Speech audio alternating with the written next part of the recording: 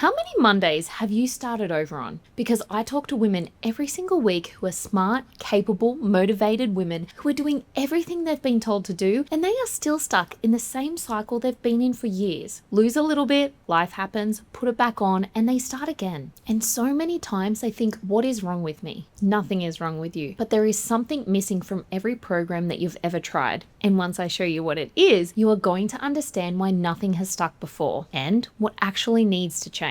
I want you to think about something for a second. When the kids are finally in bed, everyone else is sorted, the house goes quiet, and you walk to the kitchen, you're not even really hungry. You haven't thought about whether you're hungry, you just go. And when you open up the pantry or the fridge and you find yourself eating something almost on autopilot, or maybe it's a different version of you. Maybe you had a great week, like a really good week, and you're really proud of yourself and you've been on it, and then there's something stressful happens. A phone call, a tough day, someone says the wrong thing, and within about 20 minutes, the week has gone out the window. And then comes the guilt, oh God, I've ruined it again. The bargaining with yourself. Okay, I'll be stricter tomorrow. I'll start again on Monday. I won't let this happen again. And then it happens again. I see this every week, and the women I'm talking to aren't lacking willpower because every other part of their life they crush. They're just following a program that was never designed to help them with the part that actually keeps tripping them up. So here's the thing. What I just described, that walk to the kitchen when you're not even hungry, the blowout after a stressful day, the guilt spiral that follows, that's not a food problem, that's a behavior problem. And no meal plan will ever fix a behavior problem. I want you to think about every program you've ever done.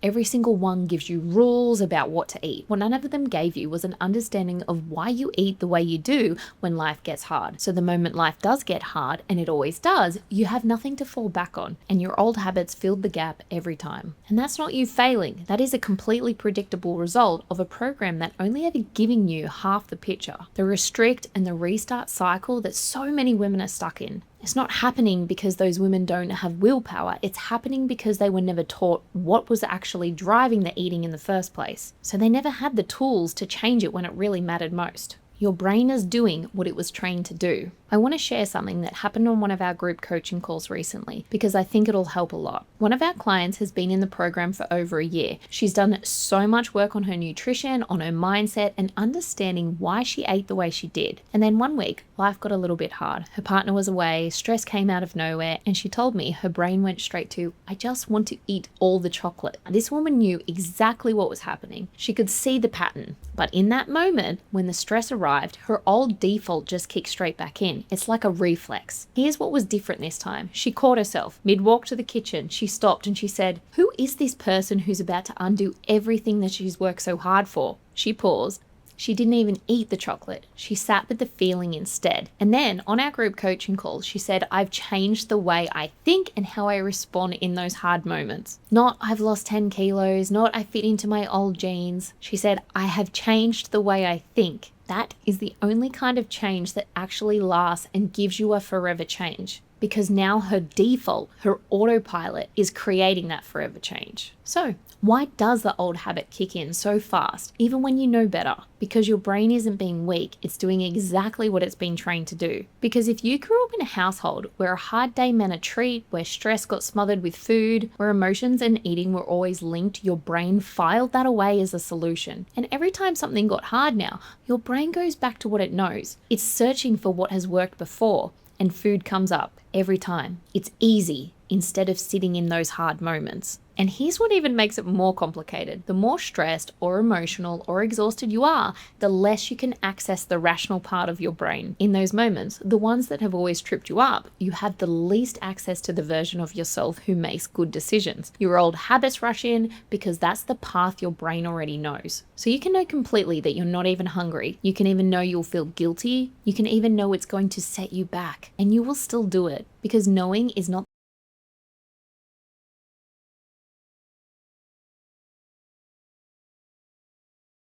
know all about calories and macros and proteins still find themselves in this same cycle. Knowledge does not fix the wiring. Only doing the specific work to change it does. And that takes time, the right guidance, and someone in your corner when it gets hard. The cycle you're stuck in and why it keeps repeating. I want to walk you through something because once you see this, you can't unsee it. Most women who struggle to make progress, even the ones who know exactly what they should be doing, are living in a loop. And it goes like this. Something triggers a craving, a feeling, a stress, a smell, a moment of boredom, being tired, whatever it is, the thought arrives. Then the decision. And this is where the window is still open. You still have a choice here, but it happens so fast and it's happened so many times before that it can feel completely automatic. Then the action. And once that happens, it's happened, you can't change it. Then comes what I call the psychological hangover. The guilt, the shame spiral, the I've ruined everything, I'm so bad at this, what is wrong with me? That horrible feeling you're failed again. And then comes the vow. I won't do that again. I'll start fresh on Monday. I'll be better. And then the whole thing starts again from step one. If you have been in this loop for years, for decades, your brain has worn a groove into that pattern. It's the path of least resistance. And every time you feel stressed or emotional or just worn out, your brain will take it unless something actively interrupts it. What most programs never give you is not just the awareness that this cycle exists, but the actual tools to interrupt it. In that moment when it's happening, that's the gap. And that's what I want to talk about next. The 5 stages of real change. Real lasting change doesn't happen because you found a better meal plan. It moves through the stages. And most women I work with have been stuck at stage 1 or stage 2 for most of their lives. Not because they're not trying, but because no one has ever shown them the rest of the map. Stage 1 is awareness. You know something is working, but, and this is huge, awareness alone does not create change. You can be aware of the problem for 20 years and still not change it. How many of you known exactly what you're doing and done it anyway? That's what awareness without the right support looks like. Stage 2 is knowledge.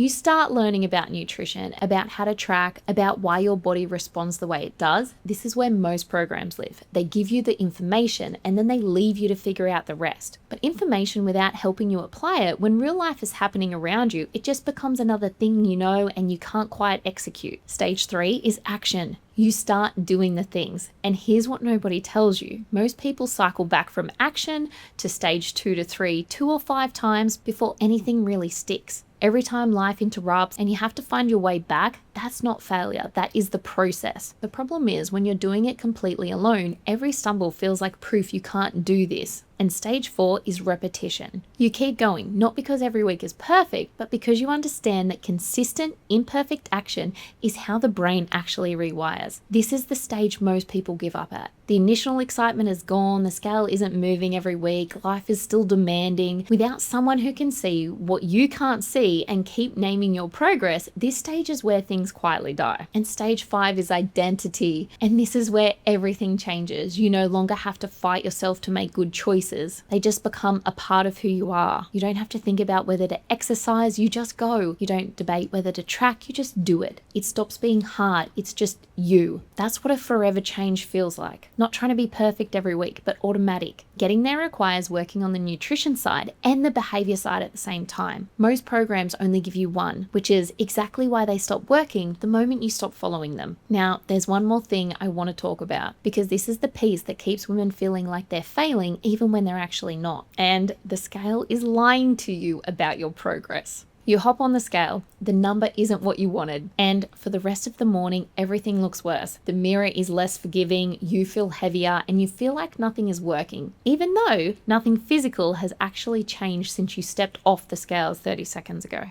The flip side, you feel amazing, great week, clothes fitting differently, feeling stronger, you step on the scales and the number is up, and all of that just disappears. Like it didn't even count. I talk about this every single week with our clients because it is one of the most damaging things I see. Women who are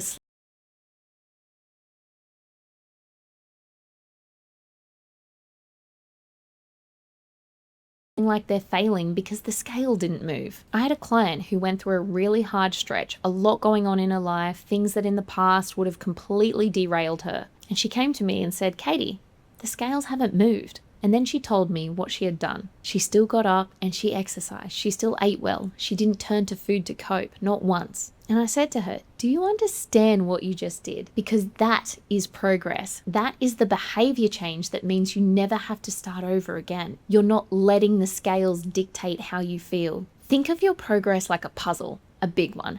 The scale is one piece. It's sitting up in the top corner. A full picture of your progress has 20 pieces. And when you obsess over that one tiny piece and ignore the other 19, the picture is never going to feel like it's coming together, even when it is, week after week. So, What do the other 19 pieces look like? Energy across the week, clothes fitting differently, how quickly you got back on track after a hard day, whether you made a better choice under pressure, whether you're talking to yourself differently, whether the bad weeks are shorter than they used to be, sleep is improving, energy is getting better. These things don't show up on a scale, but they are signs that something real is changing. They are the signs that you are becoming a different person, the person who doesn't need to start over again next Monday. And I'll be honest with you, this shift in how you measure your own progress is one of the hardest things to do alone. Because if you've spent 20 or 30 years treating the scale as verdict on how you're going, you need someone actively helping you to see the rest of the picture. Someone who looks at your weeks and says, do you realize how far you have come and how much your mindset has changed? A meal plan or a quick fix can't do that. What a forever change actually looks like. Every program you've ever done gave you the plan for the food. I'm sure some of them were pretty good, to be honest. Some of the information was right, but none of them worked with you through the mindset on why Thursday night, when the kids are finally in bed and you're exhausted, and not one of them noticed when you went quiet for a few weeks. And not one of them helped you figure out why weekends are always where it falls apart. Not one of them explained that the reason your body is behaving differently now isn't because you're doing something wrong, it's because you're at a different stage of life. Your hormones have changed. And what worked at 25 does not work at 48. That's not a willpower issue, that's a strategy issue. They gave you information, they didn't give you an understanding, and they weren't there for the moments that actually break progress. What we do inside Shape is we work on both sides, every single week, not one or the other, but both. On the nutrition side, we build your understanding layer by layer in a specific sequence that actually makes sense. Not another meal plan you follow until you can't anymore.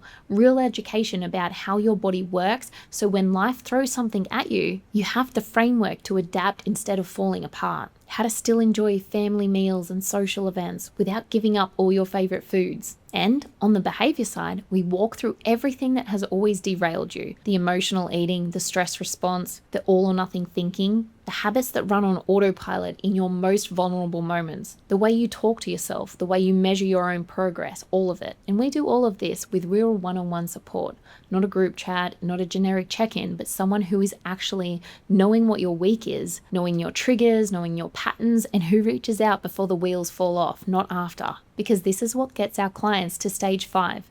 Not more information, not more discipline, someone who can see what you can't yet and help you build the version of yourself who doesn't need to start over anymore. This is what a forever change actually looks like. If you've made it this far, I already know something about you. You're not someone who hasn't tried. You've tried, and you've tried a lot. You're someone who is exhausted from starting over, from the guilt, from the working hard, and not getting the results that the effort deserves. And I want you to hear this. That's not on you. The gap between how hard you've been trying and the results you've gotten, that exists because you've been given the wrong tools. Plans that work right up until life doesn't cooperate. And without someone working through the behavior side at the same time as the strategy, the same patterns will keep showing up. You don't need to try harder. You need a different approach, one that works with your real life at this stage of your life, and it doesn't collapse the moment something goes wrong. If that's what you're ready for, I'd love to have a conversation with you. We take on a limited number of women each month, so every client gets the support that actually makes a difference.